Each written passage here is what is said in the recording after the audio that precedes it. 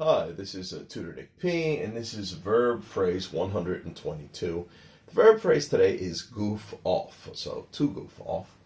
All right, let's look at the note here. If someone goofs off, he or she spends time doing something or saying things or having fun when they are supposed to be working hard or supposed to be doing serious work. Then we say somebody is just goofing off. They're kind of like fooling around. Okay, good. So let's look at some examples here. Example number one. This is typically the way you would hear it. Stop goofing off. We need to get serious and get this work done. Okay, maybe somebody's goofing off. They're fooling around, just trying to have fun. Or number two here. The boss fired him because he caught him goofing off several times. Yeah, could be. Number three. Her son is often goofing off playing video games rather than being a serious student. Yeah, again. So again, just having fun, fooling around, not doing what you're supposed to be doing, not working hard. We could also turn it into a noun and say a goof off, with a hyphen in the middle, meaning a person who's a time waster, and just fooling around.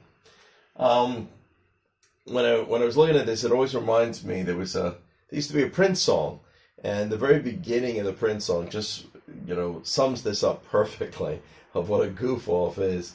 It was his Prince song was Raspberry Beret. It's actually a good song.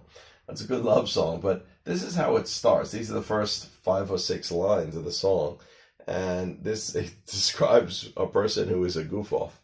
And here it goes like this. I was working part-time at a 5 and dime. My boss was Mr. McGee. All right, so what he's part-time at a 5 and dime. We don't really have these anymore. They were stores that used to sell things cheap. They were called 5 and dime, originally from like 5 cents and 10 cents. These stores are long gone. I think they turned into Woolworths, and I think even most of them are gone. But they used to be a famous chain of stores that sold things very, very cheaply, that had cheap things in it. So that's why it was called a 5 and dime, like for 5 cents and 10 cents, like a nickel or a dime. But anyway, let's get back to this. So, I was working part-time in a 5 and dime. My boss was Mr. McGee. He told me several times that he didn't like my kind, 'cause I was a bit too leisurely, a little too leisurely, too relaxed, too calm, taking it easy, something like that. And then it continues with these lines. Seems that I was busy doing something close to nothing, but different than the day before. Well, again, this just sounds like a goof off.